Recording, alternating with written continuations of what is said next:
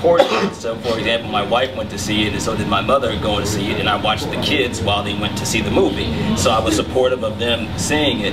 But I've lived enough black pain. I've lived in the hood. I've seen enough black pain, and so when I go to movies, I don't go to movies to experience it one more time vicariously, because I've experienced it, whether it's been in my household or in my neighborhood or on my front porch.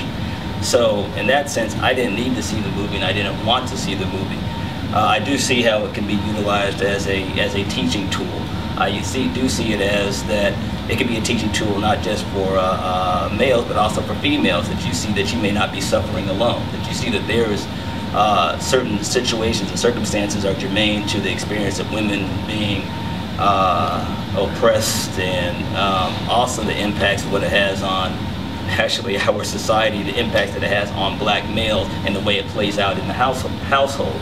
So there's a lot of that in there. So if you ask that question again about should black men see it, maybe some black men should see it, but definitely not all men. And this black man didn't want to see it. And candidly, I watched the play, and then I had to watch the movie, and I see the value in it, but this black man didn't need to see it. Anyone else? I don't think that black men or black women should see this movie. I think at the least we should excoriate Tyler Perry, because it's just one more in a line of him allowing white supremacy to use him as a dupe to attack our subconscious. Okay, now, I really don't see how we can say that an African dropping 2 African children out of a window, and this is attacking our subconscious, is art or entertainment. I have no, I'm very clear about that. Okay, this image that they are putting on us, and it's Tyler Perry being a stoop. He doesn't own the rights to this movie. Lionsgate does, okay? And it's their purpose that is being exacted upon us, not Tyler Perry's, They also were the makers of Monsters Ball, Precious, So I just think it's one more time that the black community is being insulted and given a vision of our own extinction, okay? And that's all that was, dropping those children, by that African man, dropping those children out of that window, was voyeurism into our own extinction. So, I just don't think that the movie should have ever been made. That was deep. You did? I don't think the movie should have ever been made. And if it were anybody else, if there were Italian children, if there were Jewish children, if there were anybody else, the movie would have never been made. And we need to stop supporting this. Well, I really do feel that it would be a very good thing for men to support the movie. As I was growing up, unfortunately, I didn't have men around me with what I would say a more wholesome idea of women. There was this, you go out there, you get all your sex and this and that. And that was the type of energy that I grew up around. Even though I had my father and my mother in the same household, but unfortunately my father was,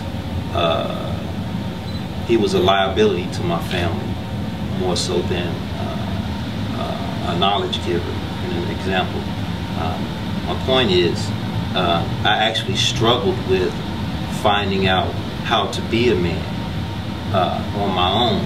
And I realized, watching this movie, that the pain that I saw the sisters were displaying in the movie was a type of pain that I realized that I had no idea that they had if I had been groomed by this consciousness of, unfortunately, black men who are groomed to be insensitive to women's feelings. So I think the movie is a very good example for a brother who especially is trying to look inside himself and go, you know what, there's a problem in me and I need to fix this.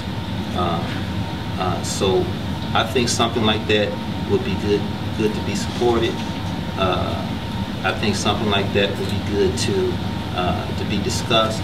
I mean, several times in my own personal experience, when I thought I was a man, and when I thought I had the skill and the swagger and the idea, I was actually hurting my mate instead of helping her. But it wasn't until after I said, wait a minute, you know, there's a problem, and I started to look at myself and I started to let go of these things that I had in me, unfortunately, was the negative, stereotypical ideas of men that I grew up around. I still had that in me. So when I released that, I started going, wait a minute, I see what the problem really is. In my opinion, I see what the problem really is. There doesn't seem to be enough men who have been taught or trained enough to not only respect the African American woman or respect women in general, but we don't seem to have enough sensitivity to even understand what their pain could be like. So, in my opinion, if it's coming from a movie, I think that's cool.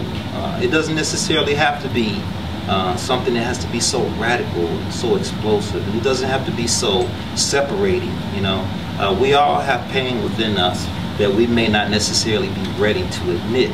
But once I did the work within myself and say, wait a minute, I'm actually hurting my sisters instead of helping them, and I'm hurting myself and my community by not cleaning myself up. Once I did that, then my eyes were open. So in my opinion, I think it would be better for men to support her. We've heard a number of intriguing comments so far, and I think they lend themselves to this next question. I'll ask it to the panelists first, and then I'm going to open it up to the floor. What I'll say is, a number of you alluded to it already, but is this movie socially responsible?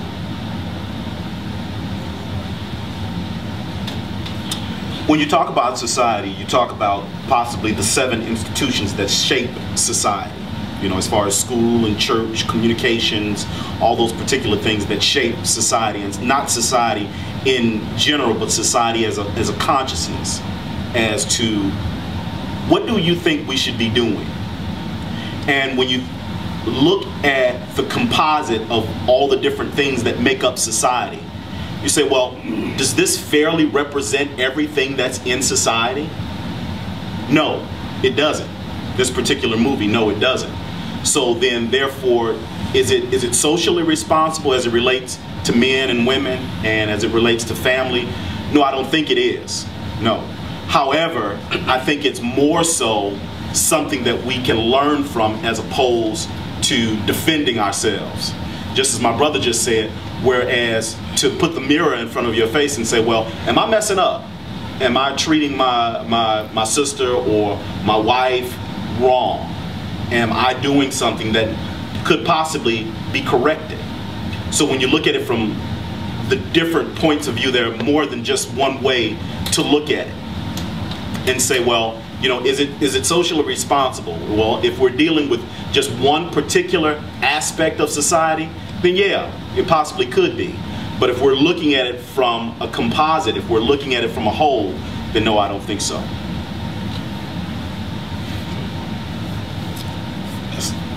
As far as being like socially responsible, it's kind of a yes and no. Once you put it out into the media, then it is socially responsible because it's putting out a certain image. It has to be improved, so you have to hold somebody accountable for the image. But I feel as if any human in the United States, and really African Americans, we really should never go to the theater, to the cinema, and look for positive examples of ourselves. That's speaking to something that's deep. So when we go, it can serve further than just entertainment, but we should know so much about ourselves that when we go, we know that this is just going to be really more of the same. It's more blackface. We're only going to show up so many kind of ways, And once they give us a little, they're gonna take some on the back end anyway. So we go in, you know, you have to kind of go in with a certain kind of thing, but knowing where the social responsibility comes in, that those people that are pushing the film through, like you said, Lionsgate, it's their film. Tyler Perry has his own studio, it's his film. You can hold them socially responsible, but it's only so much they can do. So when I go into the film, I have to make sure that I know as much as I know going into the theater, because if I go in, you know, ready to believe what I see on the big screen, then that's a problem.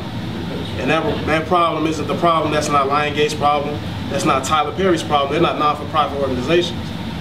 They're for-profit organizations. And if you know like the history of like blacks in the media, I mean, every time we show up, it's something. It's give a little and take a little. So unless you wanna, if you're gonna do a black film, the only time we're gonna show up, then we might as well do all 5-hour documentaries. And it's simple. If we're gonna try to tell, you know, you just show up completely positive, that's about the only way we're gonna do that. Other than that, we're gonna show up some kind of way. Some kind of way negative, so we have to prepare ourselves, our children, but really ourselves first, so that they can go in knowing that it's BS ahead of you. If you see somebody, you know, you're going in critical. You have to go in critical. Even as a child, really you have to go in critical, but as an adult, you should be socially responsible enough to go in critical as like, okay, we know what's going on. I'm going to the show. It's Tyler Perry, whether it's Martin Lawrence acting, whoever, Denzel, Training Day, everything's offensive, and it's really, everything's offensive if you put it in the wrong hands anyway. We can show Roots at 87, and it can still be used in the wrong way. So be socially responsible in yourself to kind of go in full and know what's ahead of you. If I may chime in real quick, ideally we would want moviegoers to go in with a critical mind, but I think it's safe to say that most moviegoers just go to be entertained. And